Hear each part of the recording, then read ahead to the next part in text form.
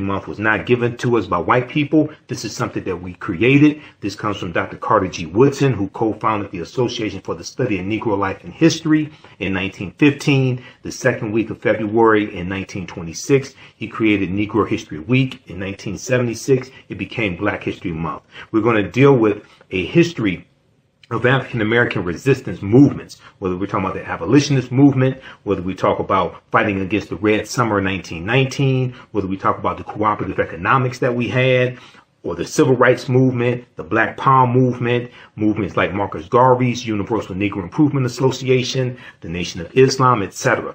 Visit my website, theafricanhistorynetwork.com, theafricanhistorynetwork.com. Click on the link here. This is a free lecture. Register for it. The information will blow you away. Peace. Hotep. Hey, this is Michael Imhotep, founder of the African History Network, host of the African History Network show. I'm a talk show host, researcher, lecturer, writer, and historian. So it is Saturday, February 4th, 2023.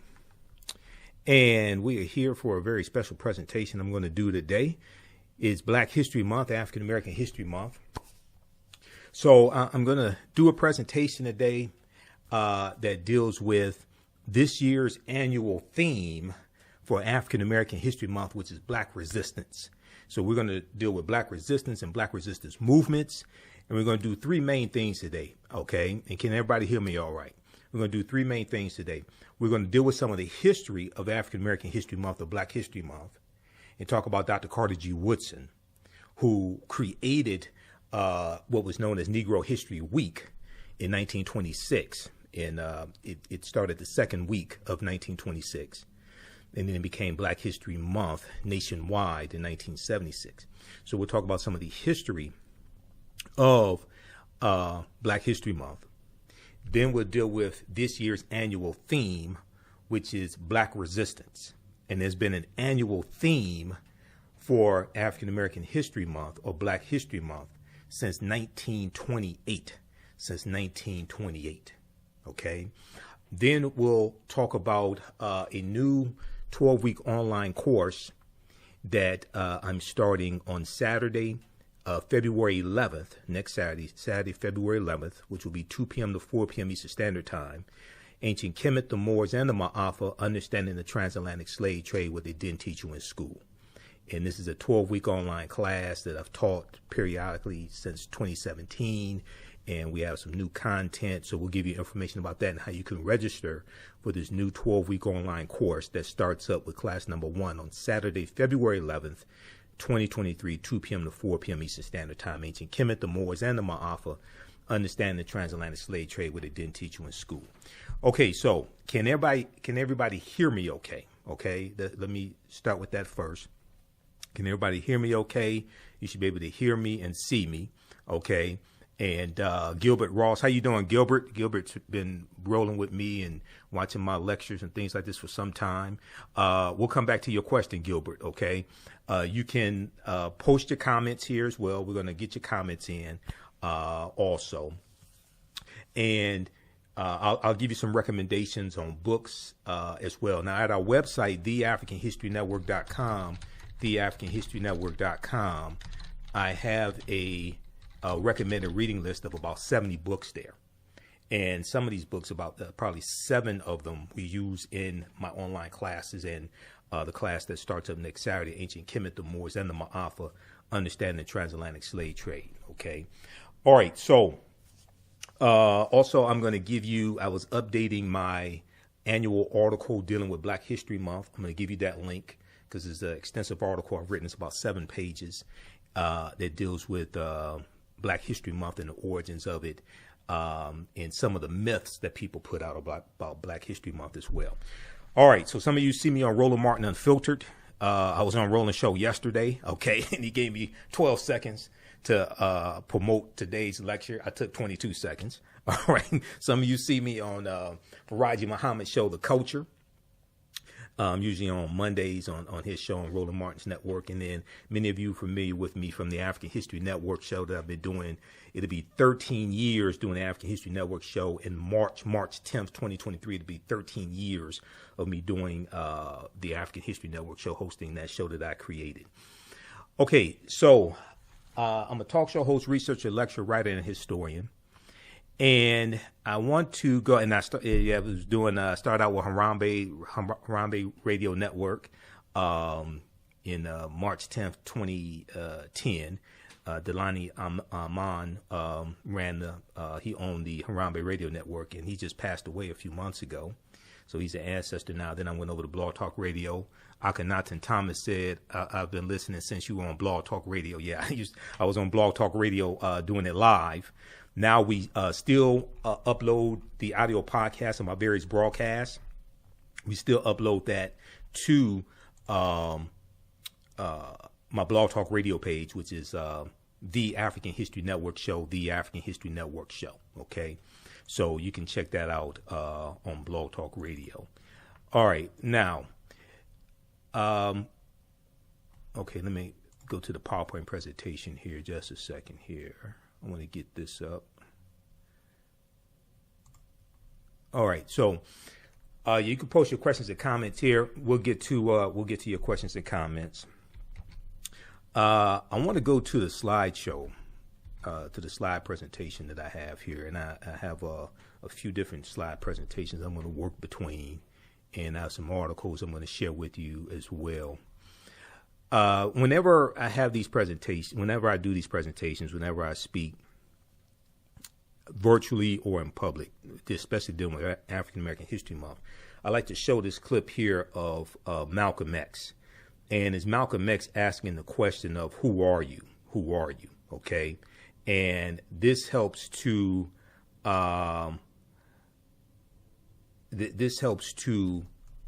set the tone for today's presentation, today's conversation, and for us to understand why our history is so important. Okay. So let me go to this clip here. Let's see. Okay. Let me go to this clip here of Malcolm X. And this is Malcolm asking the question of who are you? You don't know. Don't tell me Negro. That's not. Oh, let me back it up here. Who are you? You don't know. Don't tell me Negro. That's nothing. What were you before the white man named you a Negro? And where were you? And what did you have? What was yours? What language did you speak then? What was your name? It couldn't have been Smith or Jones or Bunch or Powell. That wasn't your name. They don't have those kind of names where you and I came from. No, what was your name? And why don't you now know what your name was then? Where did it go? Where did you lose it? Who took it? And how did he take it? What tongue did you speak? How did the man take your tongue? Where is your history? How did the man wipe out your history? What did the man do to make you as dumb as you are right now? African Americans. African Americans. African Americans. Or so-called Negro.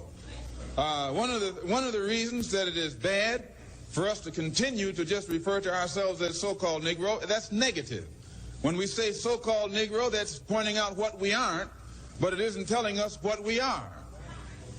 We are African, and we happen to be in America. We're not American. We are people who formerly were Africans who were kidnapped and brought to America.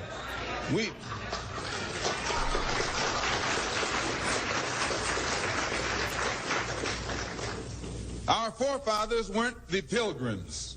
We didn't land on Plymouth Rock. The rock was landed on us.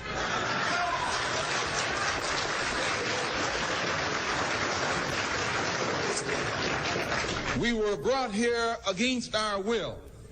We were not brought here to be made citizens.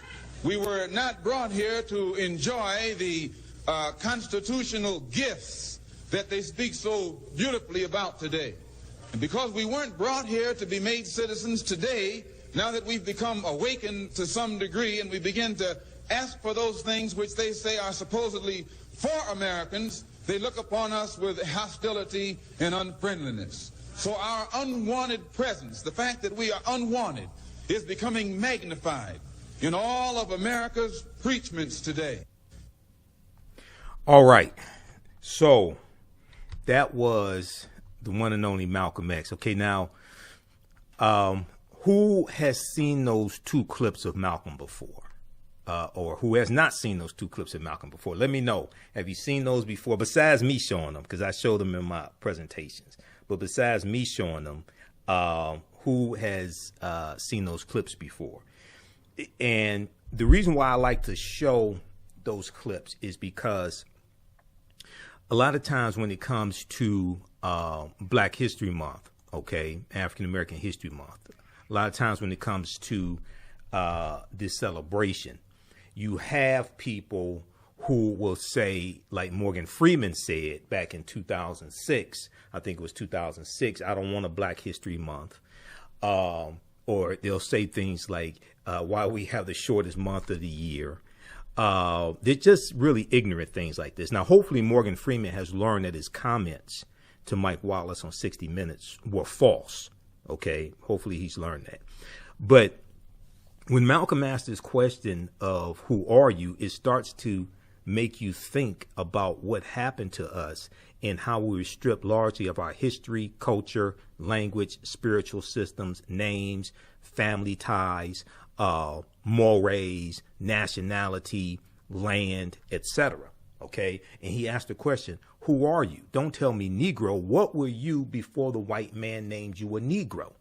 What happened to our names? What happened to our culture? What happened to our land? What happened to our history? What were the methods? What were the methods that were used to make us as dumb as we are right now? Okay. So I show this when I speak across the country, and I've played this on my radio show before, many times before. And it causes people to sit there and say, damn, sit there and really think about this, right? So Black History Month, African American History Month, because the name was officially changed to African American History Month a few years ago by ASALH, which is Association for the Study of African American Life and History. Okay. This is why Dr. Carter G. Woodson created this celebration in 1926 in the first place, because he was an educator and he realized that African Americans did not know their history and our children did not know our history or their history. And it was never designed to be the only time of the year that we study our history. It was designed to be a celebration of our history, of our accomplishments, of our achievements. And in schools, it was supposed to be a time of the year that children demonstrated what they had been studying year round, because he said, Dr. Woodson said it didn't make sense just to study our history 1 week out of the year. We're supposed to study our history in our schools year round, and Negro History Week was supposed to be a period of time where you have celebrations and our school children demonstrate what they've been studying year round. Okay, we have it totally backwards. We're going to get deep into this because Dr. Woodson was brilliant, and I argue he's very much underrated. And unfortunately, a lot of African American History Month celebrations or Black History Month celebrations take place, and his name is not even mentioned, which is the height of disrespect to him. That people, and not only that, but when I speak at different events and throughout the years, going back to probably 2012, so it would be like 11 years now. And speaking at different events, and I speak at churches also. A church, while I was playing that clip, I was responding to a text message from a deacon at a church that I've spoken at numerous times before. And he said, the pastor wants to know, you have any dates available to speak for Black History Month, right? So I speak at churches also. But usually when I speak at these different events, I ask the people, what is this year's annual theme for Black History Month? Nobody can tell me unless they listen to my show, and they don't know there's an annual theme. Okay. So now the second clip here of Malcolm is from 1963. I think that's from the Ballad of the Bullet, that second clip. One, he uses the term African American. Yeah, that's from the Ballad of the Bullet. He uses the term African American. The term African American was not created by Reverend Jesse Jackson. Please stop spreading that myth. That is blatantly false and shows a lack of understanding of history. Reverend Jackson and African American scholars reintroduced the term African American. The term African American goes back to first recorded usage, goes back to May 1782 in Philadelphia, Pennsylvania. Okay? We were using the term African American during the 1960s. Professor James Small, who's one of my teachers, has told me this personally. But as we see, Malcolm used it here because we were using that term. Also, the term Afro-American was not created in the 1960s. That dates back to the 1830s. And if you've taken the second class that I teach called From the Civil War to the Civil Rights Movement and Black Power, 1800 to 1968, we deal with the creation of the National Afro-American League in 1892, which was basically the first civil rights organization we had, 1892. This is before the NAACP. This is in 1909. This is before the Niagara Movement in 1905. Okay, the National Afro-American League in 1892. They used the term Afro-American. Then in 1898, Bishop Alexander Walters and T. Thomas Fortune created a new organization which picks up from where the National Afro-American League left off, and this is called the Afro-American Council in 1898. So we don't understand history. We don't understand our history as well as the history of this country. Okay? Now, what you do for yourself, what you do to yourself, and what you allow other people to do to you and get away with is based upon what you think about yourself. What you think about yourself is based upon what you have been taught about yourself. What you've been taught about yourself is based upon everything you've read, heard, and seen about yourself. Okay? So this is why this history is so important. African history and culture gives us our foundation. It gives us our values, our interests, and our principles, our VIPs, as the two of my teachers, Dr. Leonard Jeffries and Professor James Small, correctly teach us. It gives us our VIPs, our values, our interests, and our principles. Okay? This influences our economic empowerment and influences our political empowerment. Okay? And I'll show you the pyramid principle here as well. Okay? I'm just warming up. Okay, I haven't even. I'm just warming up. This is like the cartoon. Well, they don't show that a lot now, but this is like the cartoon before the main feature of the movie. Okay, so we're just getting warmed up. All right, you can post your questions here. We'll come to your questions here shortly. Okay, we'll come to your questions shortly. And so Malcolm used the term African American. Now I love Malcolm. You see a picture of Malcolm behind me. And also, I recommend people read this book here, Malcolm X Speaks. Of course, the autobiography of Malcolm X. That goes without saying, the autobiography of Malcolm X. But also, Malcolm X Speaks, edited with prefatory notes by George Brightman, because this deals with speeches from Malcolm largely after he leaves the Nation of Islam. They have Message to the Grassroots in here from 63, Battle of the Bullet as well. And he delivers the Battle of the Bullet March 29th, 1964, 3 days after he meets Dr. King for the first and only time, which was March 26, 1964, at the U.S. Senate debate for the Civil Rights Act. Okay, Malcolm officially separates from the Nation of Islam March 8th, 1964. So he delivers the Battle of the Bullet late March 64, and then April 3rd, 64, in Cleveland, Ohio, at Corey Methodist Church. And then April 4th, 1964, at King Solomon Baptist Church here in Detroit. And I just spoke at King Solomon Baptist Church January 1st, 2023, for the last day of Kwanzaa. All right. Now,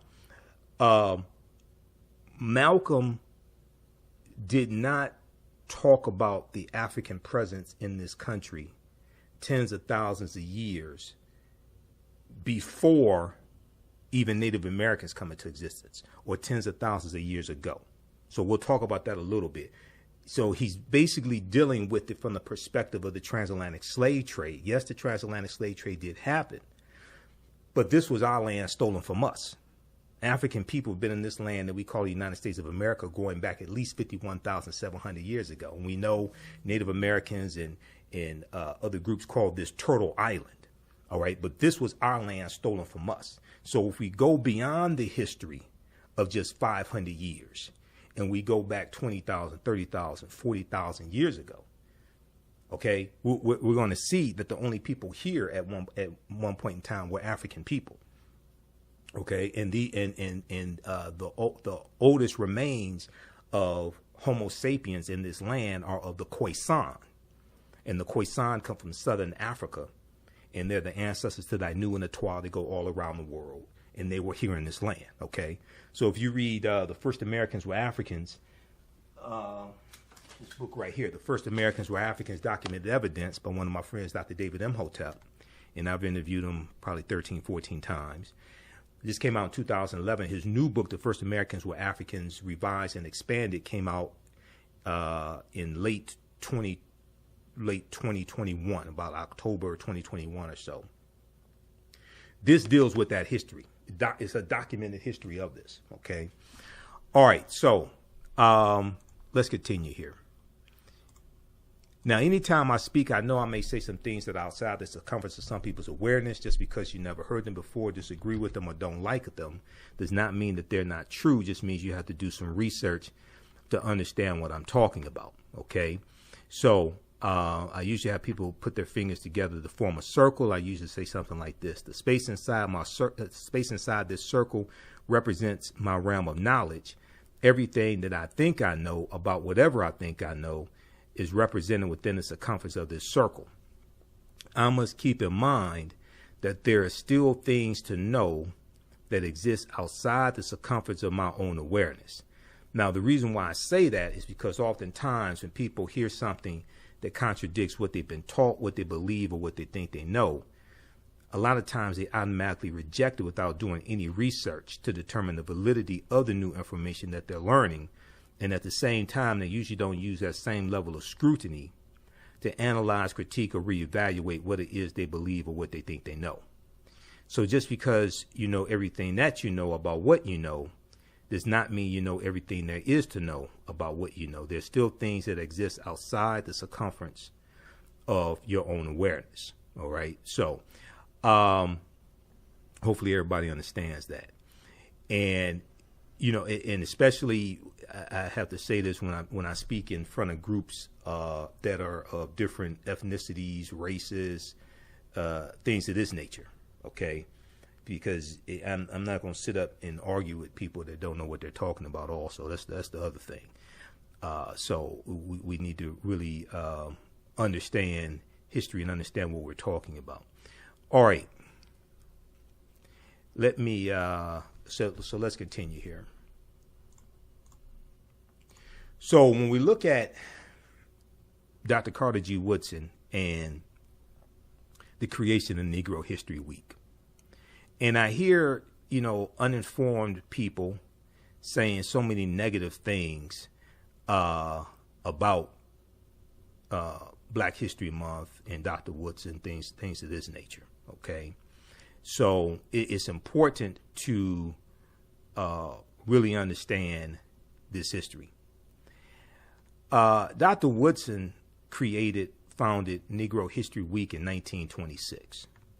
He explained the reason behind the celebration in a pamphlet widely distributed months before the first celebration was to take place during the second week in February in 1926.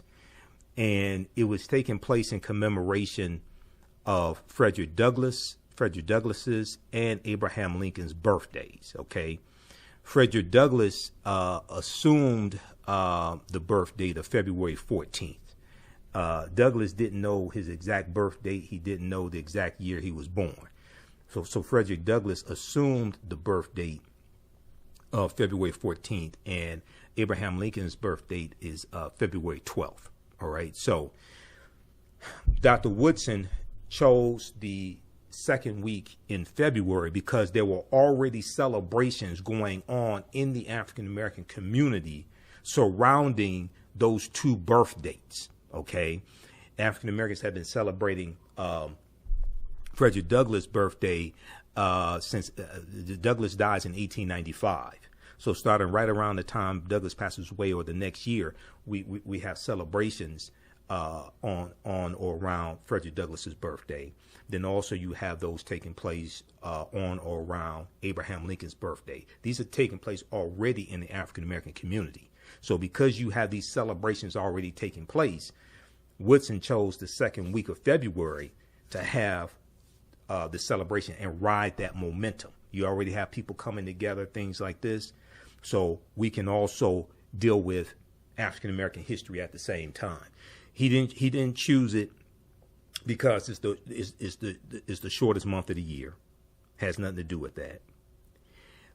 He didn't ask permission from white people if we could have a Negro History Week, which becomes Black History Month. We didn't get permission from white people to do this. This is something that we created, and this comes out of the Association for the Study of Negro Life and History that he co-founded, and he was the principal founder, but he co-founded it September 9th, 1915. And this comes out of a whole African American resistance movement, and this is like the academic, intellectual resistance that we're dealing with. Okay, in 1915, this is the beginning of the Great Migration. Okay, which is basically about 1915 to 1970. And you have about 6 million African Americans who migrate from the South up north and out west. And the Great Migration totally changes the history of this country. This is also, 1915 is also the 50th anniversary of the Civil War, for all practical purposes coming to an end, basically April 9th, 1865, when General Robert E. Lee surrenders to General Ulysses S. Grant in Virginia, Appomattox Courthouse in Virginia. 1915 is the 50th year anniversary also of the 13th Amendment to the U.S. Constitution, which was ratified December 6, 1865, which legally ends chattel slavery in this country. So 1915 is a very pivotal year in this country. Okay, and then we know in also in February 1915. You're going to actually February 8th, 1915. A movie is going to debut from director D.W. Griffith, which revolutionizes motion pictures. It's called The Birth of a Nation. The Birth of a Nation, which debuts February 8th, 1915. Okay, and the first 30 days that this movie was out, the movie was called The Klansman. And this movie is going to help rejuvenate the Ku Klux Klan in this country. It's The Birth of a Nation. So this is the same, this is the whole climate that Dr. Woodson is creating the Association for the Study of Negro Life and History. All right, so Dr. Woodson explained that the reason behind the celebration in a pamphlet widely distributed months before the first celebration was to take place during the second week in February 1926, okay, in commemoration of Frederick Douglass's and Abraham Lincoln's birthdays. Now, Dr. Woodson exclaimed that blacks knew, quote, practically nothing, end quote, about their history. Blacks knew practically nothing about their history. He ultimately believed that African Americans could benefit immensely from knowledge of their past and accomplishments of their ancestors.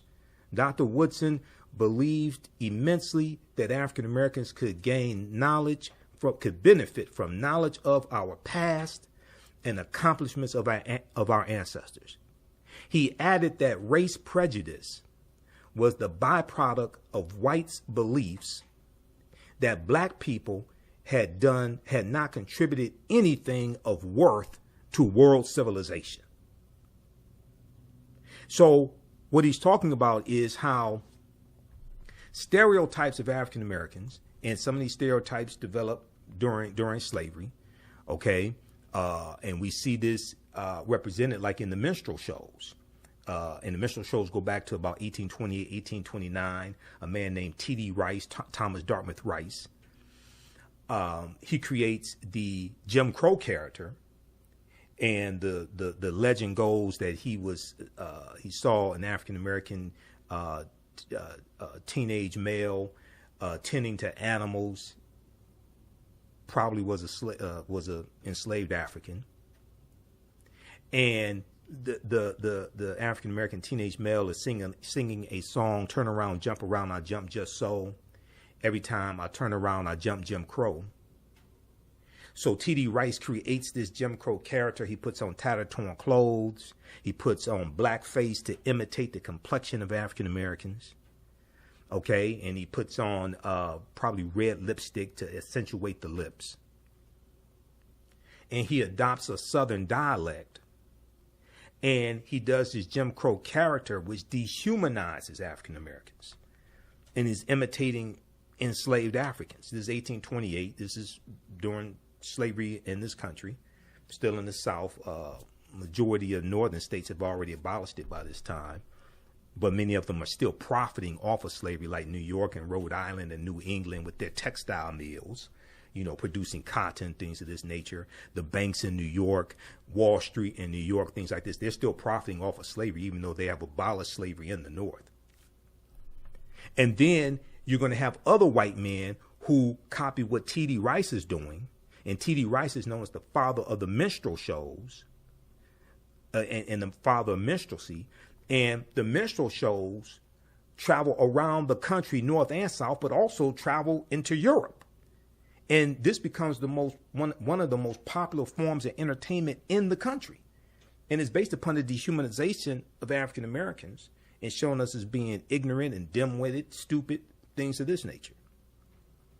So what Dr. Woodson is saying is that because African American history has been suppressed, this allows the stereotypes and the lies and things like this of our people to be projected, not just projected in this country, but actually exported around the world. So Dr. Woodson added that race prejudice was the byproduct of whites' beliefs that black people had not contributed anything of worth to civilization. Okay, now,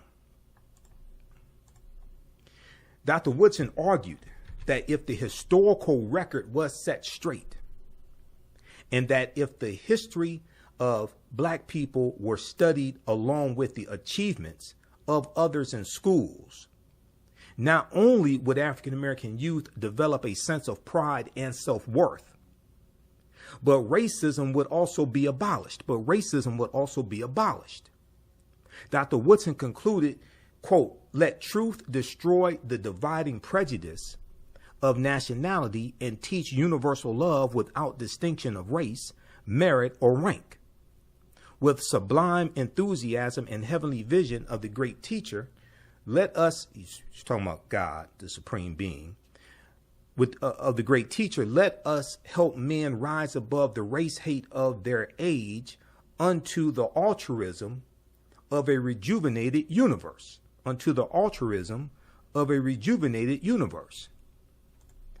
Now, Negro History Week, as it was originally known, was the first major achievement in popularizing black history and was unique in that it focused on African American youth.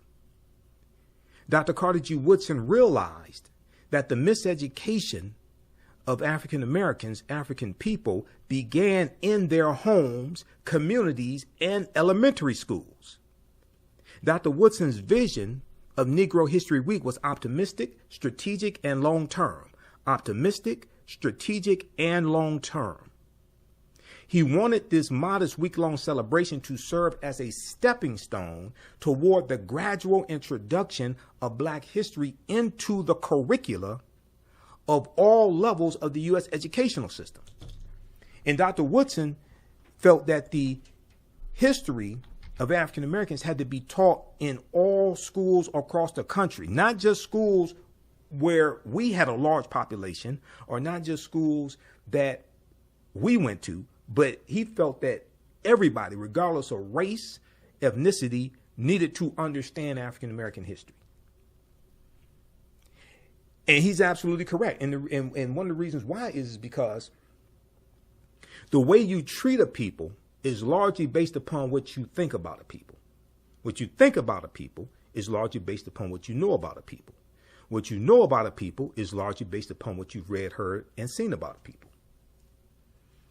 So if you have negative stereotypical images of African Americans that are projected, and African American history is not taught in a lot of schools across the country, or if it is taught, is very shallow, very watered down, and it centers around slavery and the civil rights movement. It doesn't focus on the accomplishments and achievements of African Americans. It doesn't deal with civilizations that African people ruled prior to slavery beginning, whether we talk about Ghana, Songhai, Mali, whether we talk about Great Zimbabwe, whether we talk about in Southern Africa, whether we're talking about Nubia, Ta-Nehisi, Ancient Kemet, Abyssinia, any of these various civilizations. We talk about Axum, whether we deal with Carthage, Hannibal Barca, and the Carthaginians. If you're framing our history based upon being conquered by Europeans and in shackles and chains and brought to this country, this is one of the problems I have with the 1619 Project. Even though there are some good things in there, my argument is even the history of this country does not start with the enslavement of African people. So why are you starting? Why are you starting out with the enslavement of African people in this country? African people have been in this country going back tens of thousands of years ago. Yes, 1619 happened. Yes, it's important to understand. But let's start at the beginning.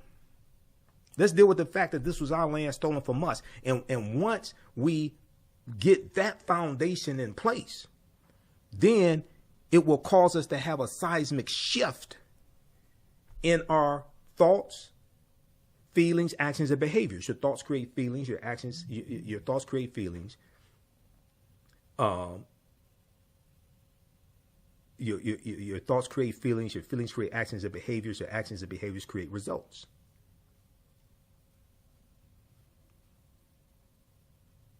When we understand that we did not first come here conquered and shackled and chained, when we stop saying things like Columbus discovered America and Columbus never came to this land that we call the United States of America, the closest he came here was Cuba, which is about 90 miles away.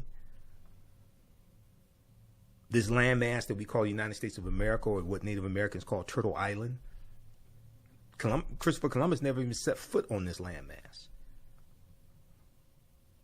When we start dispelling all these myths, we can get to the truth. All right, I see you all posting comments. Go ahead and keep posting your comments. We'll come to them in just a second, okay? Because you know how I am. I could be here all day, and I don't. I had to get ready I had to teach a class tomorrow. I got to get ready for my radio show on Sunday, 9 p.m. to 11 p.m. Eastern Standard Time as well. The African History Network show. So, but we'll come to your comments here in just a second. How's everybody doing? How y'all like this type of information? Give us you can give us some feedback here, and go ahead and post your comments also. All right. And if you want to support the African History Network, you can do so through PayPal or Cash App. It takes a lot to finance the African History Network, cover the expenses, pay for cover the expenses, etc. And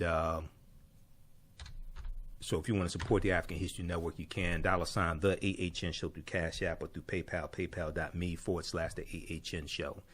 And also, I'm going to give you the link here for the new our new online history class is going to start up next Saturday. Ancient Kemet, the Moors and The Maafa, Understanding the Transatlantic Slave Trade, what they didn't teach you in school. Class number 1 starts up next Saturday. So we get deep into all of this history here. And let me see here. I'm going to post a link for that. Where is that? Because I just created the class, and we'll give you an overview of that also. All right. Let's continue here. Okay, yeah, here's the link for it.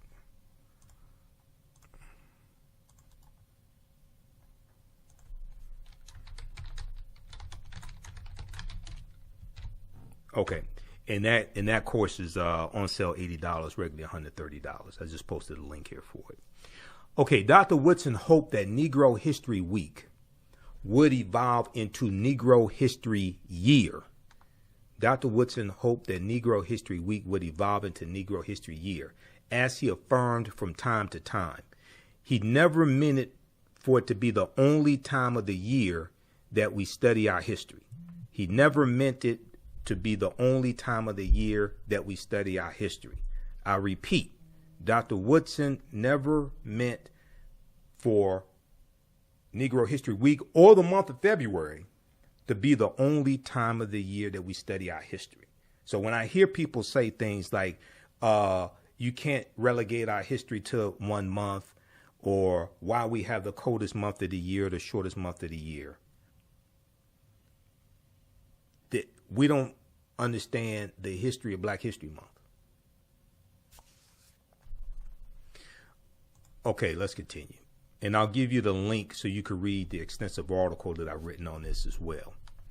Okay, Damu said history is on point. Your criticism of the 1619 project is a bit flawed in logic. It's okay for a scholar to focus on one part of history, especially to demonstrate its origin of the modern day prison industrial complex. Okay, that's part of the fallacy. Go watch the 2-hour interview that I did with Dr. Daryl Scott, who is a former history professor at Howard University. Now he's at where's Daryl at? He's at is it Morgan State now? That's part of the flawed history.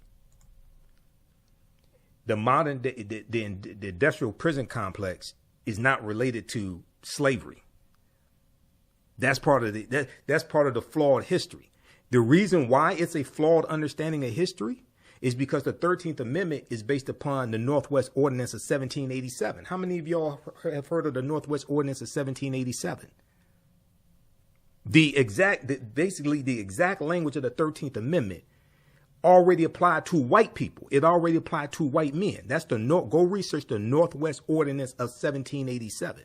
And what they're doing is they're giving the same rights that white people had. They're giving those to African Americans.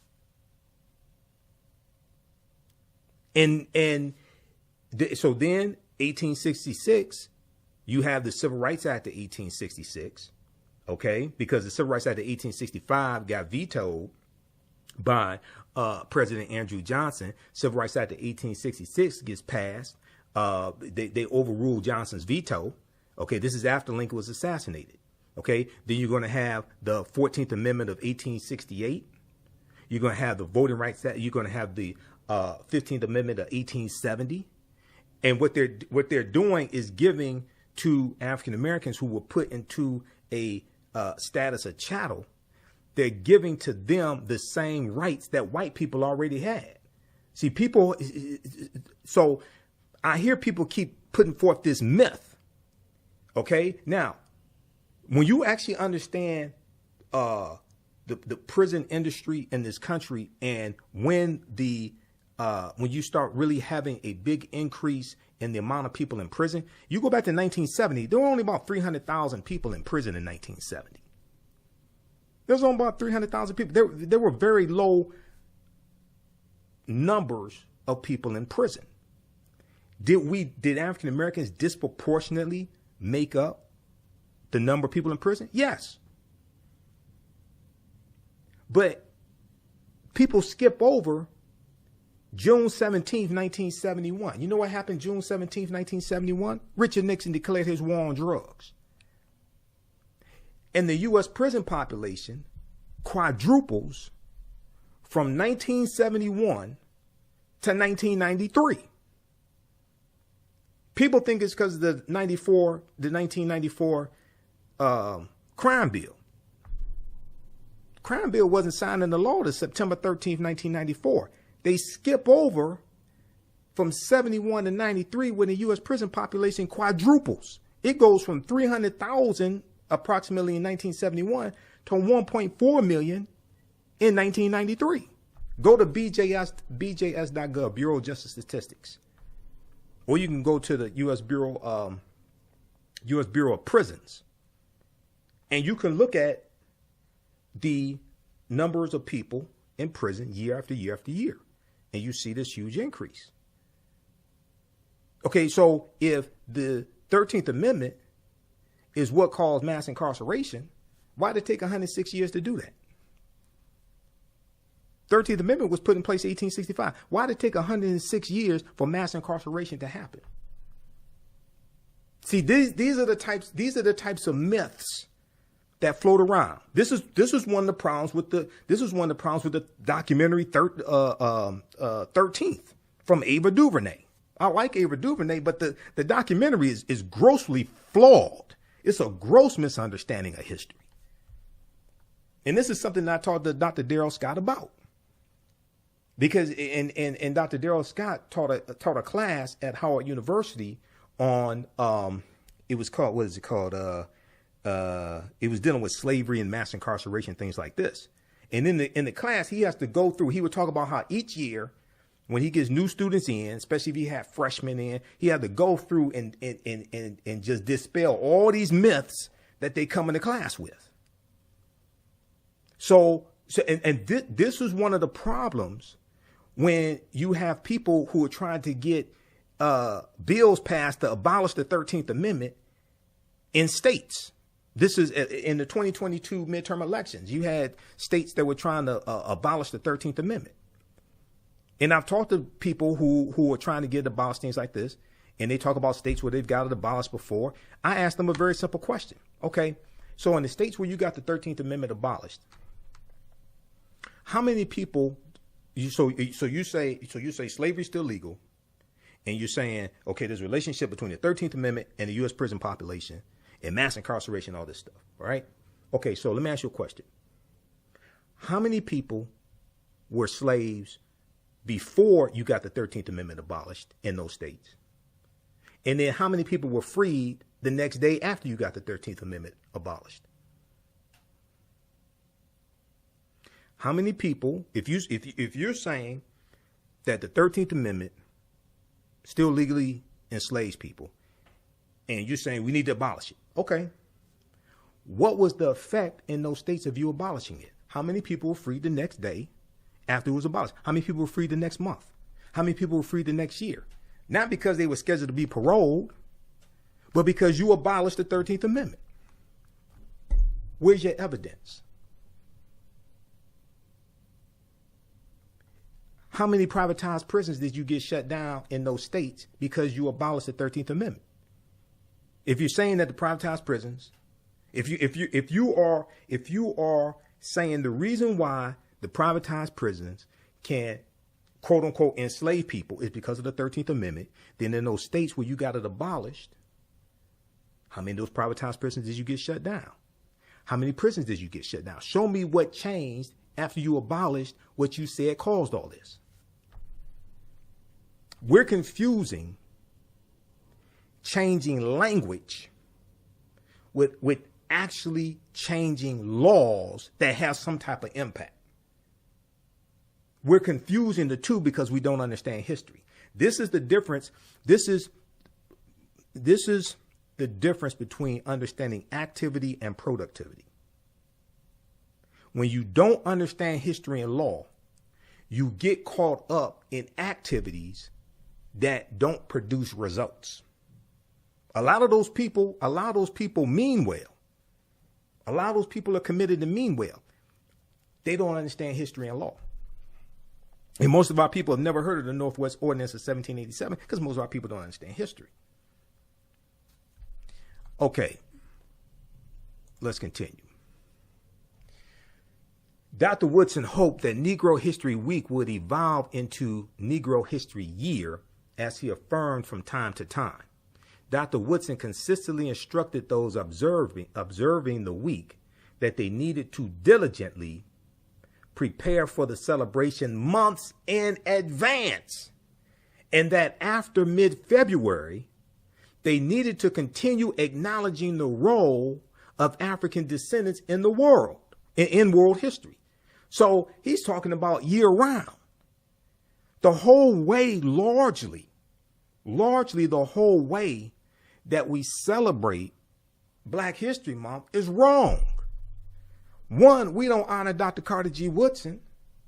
Don't deal with his history. Don't talk about the Association for the Study of African American Life and History, which started out as Association for the Study of Negro Life and History. Don't deal with any of that. Don't deal with the annual theme. And it's been the annual theme since 1928. I'm going to come to the annual theme in just a minute. We're going to go through and look at the annual theme, because that annual theme, I would argue, helps to set a tone for the entire year and what you focus on the entire year, not just the month of February.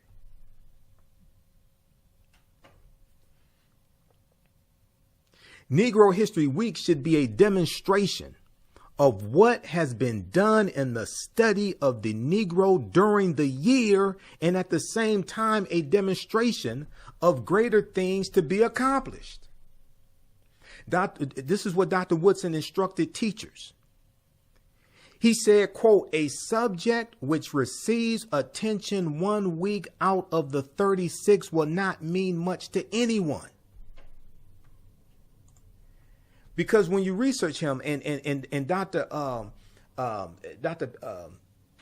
Gaglo Dagbovie, Michigan State University history professor in the history department. I met Dagbovie. I bought his book, Carter G. Woodson in Washington, D.C., The Father of Black History. Read that book. Because our whole understanding largely of this is backwards. And Woodson was saying, look, you have to teach this history to our children year round and other children year round. He said that 1 week out of the year, second week in February, that should be a period of time when the children are demonstrating what they've been studying year round.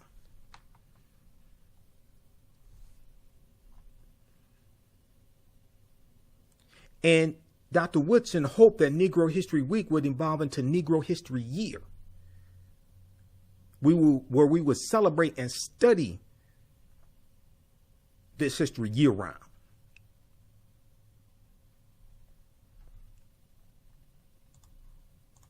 Now, I talked about the pyramid principle. When two of my teachers teach, Dr. Leonard Jeffries and Professor James Small, and Professor James Small is the historical consultant on my favorite TV show, Godfather of Harlem. It was on Epix. Now it's MGM, the MGM Studio app or MGM Studio channel, Godfather of Harlem. How many people watch Godfather of Harlem? It deals with fictitious encounters, some historical, but it deals with the relationship between Bumpy Johnson, gangster Bumpy Johnson, Adam Clayton Powell Jr., and Malcolm X in the 1960s in Harlem. It starts out in 1963 with Bumpy Johnson being released from prison. Okay, Godfather of Harlem, fantastic show. And so I'm digging through a stack of books. There's a stack of books, looking for two books here. Professor James Small is the historical consultant on the show. All right, now, when we look at the pyramid principle, the foundation of the pyramid is African history and culture. It's African history and culture that gives us our VIPs, our values, our interests, and our principles. This influences our economic empowerment and our political empowerment. Okay, it influences how we engage in economics, how we engage in business, the types of businesses we have, the economic institutions that we have, things like this. That all comes from our understanding of history and culture. It's African history and culture that gives us our self-esteem, our self-development, our self-worth. This also influences our political empowerment and how we engage in politics and understanding political structures. Politics is more than just voting. Voting is very important, okay? Because the policies that we want to get put in place, somebody has to write that legislation and vote on that legislation, okay? So voting is extremely important. But politics is the legal distribution of scarce wealth, power, and resources, and the writing of laws, statutes, ordinances, amendments, and treaties, their adoption, interpretation, and enforcement. This is what politics is. Voting is one part of politics, is a very important part of politics. But politics is the legal distribution of scarce wealth, power, and resources, and the writing of laws, statutes, ordinances, amendments, and treaties, their adoption, interpretation, and enforcement. Your understanding of politics and laws and policies, things of this nature, is directly related to your understanding of history, because they all intersect. They're all intertwined. So if you don't understand history, you're not going to understand politics. You're not going to understand the laws that come about because of historical events, historical conditions, etc. And laws and policies shape conditions. Out of those conditions, you have movements that take place. And the movements take place to address the conditions that were created by the laws and policies, and they work to get new laws and policies put in place to change conditions. So you have a cycle, and you have the connection between historical events, conditions, laws, and policies. Okay, so we have to understand all of that to understand how this works together, for us to understand how to force an agenda. One, how to put together an agenda, because your agenda consists of various laws and policies you want put in place. You have to understand history and law to be able to put together an agenda, and then we have to leverage our economics to enforce our political agenda as well. So we have to understand that process. Unfortunately, many of us don't understand that. Okay, now let's look at this year's theme for Black History Month, African American History Month. I'll come to your comments here in just a second, okay? I want to get through this because I have a lot of information to get through, and I want to kind of like stay on time. I don't want to go too far over time because I have a lot of information to get through. Also, I forgot to tell you what we're going to do. What I decided to do in putting all this together, I always have more information than time. So what I've decided to do is I'm going to make we're going to do a presentation dealing with this year's theme of African American History Month. We're going to do a presentation each Saturday in February. So the other presentations should be probably 12 noon on Saturday. So you'll get a notification from me about that. Also, sign up for my email newsletter.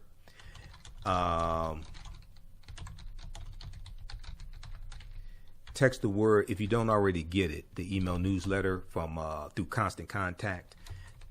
Text the word Kemet, Kemet, to 22828. Okay, text the word Kemet to Kemet, Kemet, to 22828 to sign up for our email newsletter. Okay, so this is going to be the first of let's see how many Saturdays we have in 1, 2, 3, 4. Yeah, it's going to be the first of 4 presentations I'm going to do this month dealing with African American History Month, this year's theme, which is Black Resistance. So we're going to look at Black Resistance movements for the next 4 Saturdays. Okay. All right. Now let's look at this here, and I have it up in. Let me pull this up. I thought I had the PDF up of it. Just a second here. Where is...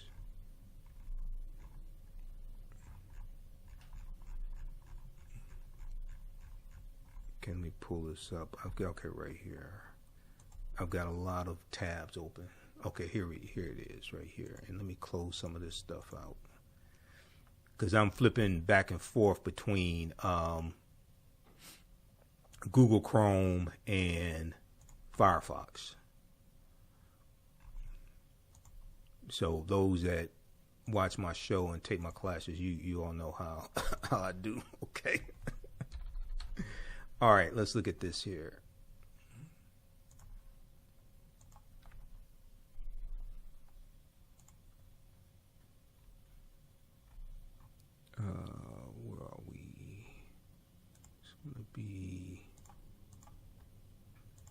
Okay, right here.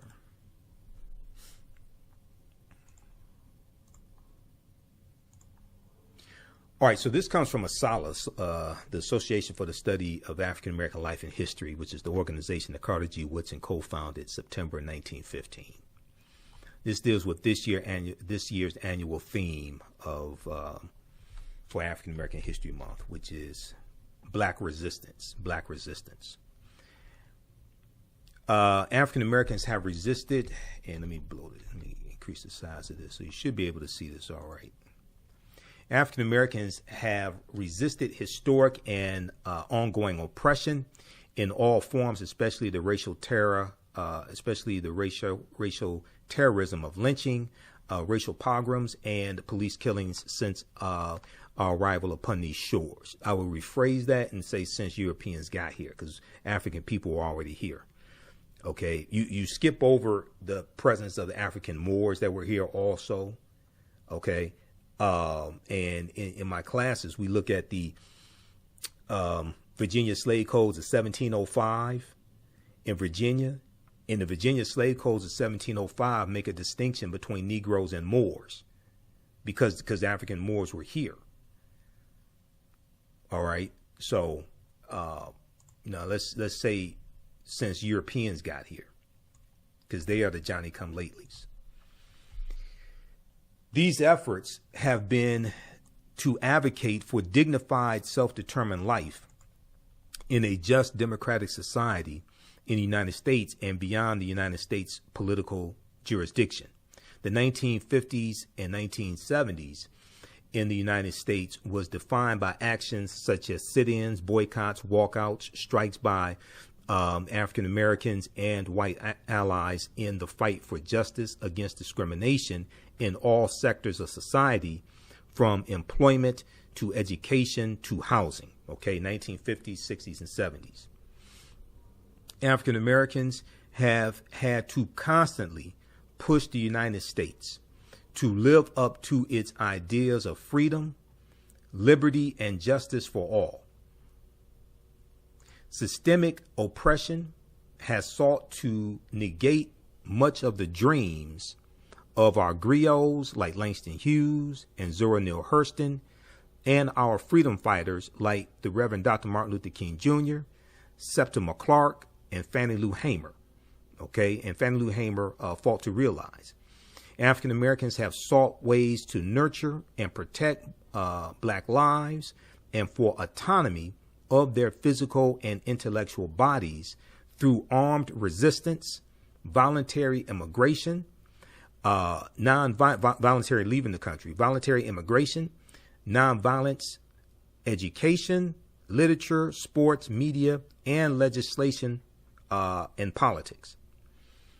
African Americans led institutions and affiliations have lobbied, litigated, legislated, protested, and achieved success.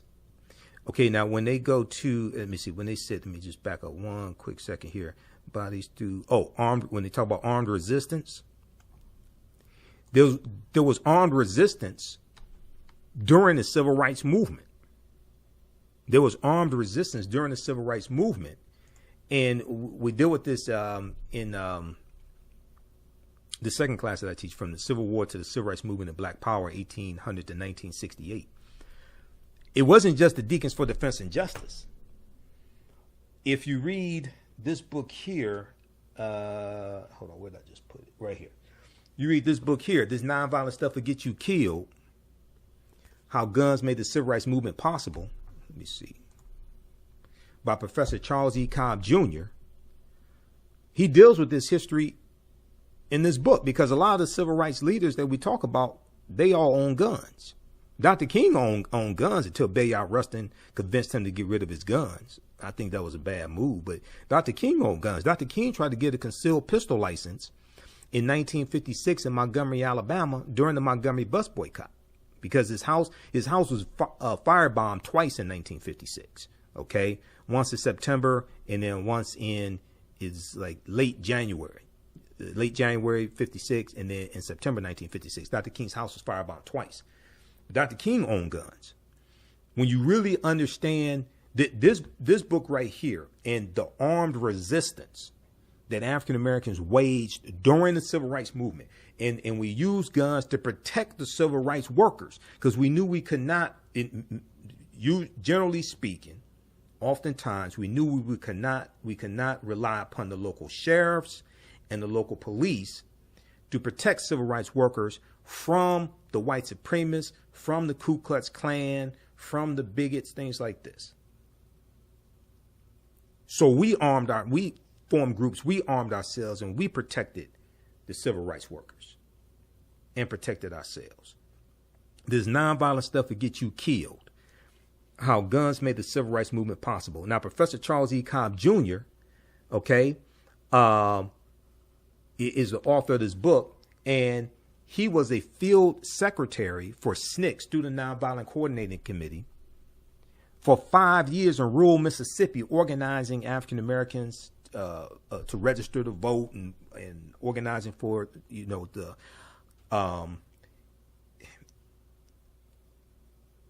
to say for the right to vote is not technically accurate because the 15th Amendment guaranteed the right to vote for African American men, and then the 19th Amendment of 1920 guaranteed it for women. But in the southern states, they passed laws and rewrote their state constitutions to impose poll taxes and literacy tests to be obstacles to the 15th Amendment. So you have these freedom movements that take place. You have these movements fighting for, they say for the right to vote, but they want their rights enforced. That's a better way to say it, because the 15th Amendment and the 19th Amendment already gave them those rights. But they're fighting to have the obstacles that were put in place to deny them their rights. They're fighting to get those removed. This is why you needed a Voting Rights Act, okay? Because of what happened at the Mississippi State Convention of 1890, when they rewrite the state constitution to impose poll taxes and literacy tests. In a state that had a majority African-American population, and African Americans were the majority of the voters in the state of Mississippi in 1890 as a result of slavery. We were the majority of the population in Mississippi. Okay? So so this is why understanding history is so important. I'm going to come back to this here in just a second, but if you look at the article from the Washington Post, this deals with what's known as the Mississippi Plan, and this deals with the Mississippi State Convention of 1890. And you hear me talk about this a lot. This is where Isaiah T. Montgomery, who was the only African American in the at the Mississippi State Convention, he voted along with the white supremacists to impose poll taxes and literacy tests to suppress the votes of African Americans. Now, his vote would not have made a difference, but at least stand on principle.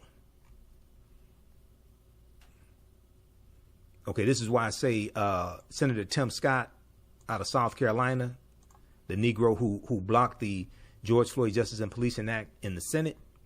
This is why I call him, the modern day Isaiah T. Montgomery.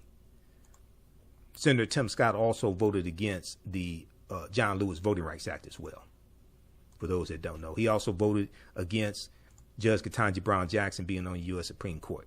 For those that don't know, the Mississippi Plan to keep blacks from voting in 1890. We came here to exclude the Negro. We came here to exclude the Negro. Okay. So read that article. This is from the Washington Post. All right, let's go back to this here. How's everybody doing? Everybody all right? Are you learning anything? How you like this type of information? And you can post your questions and comments here. We're going to come back to your comments here in just a minute. Okay, where did that one go? Hold on. Okay, right here.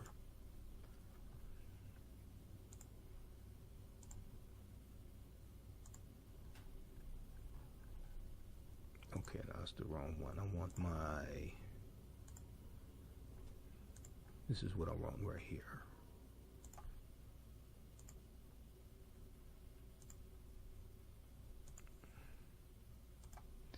Okay, and if you like this type of information,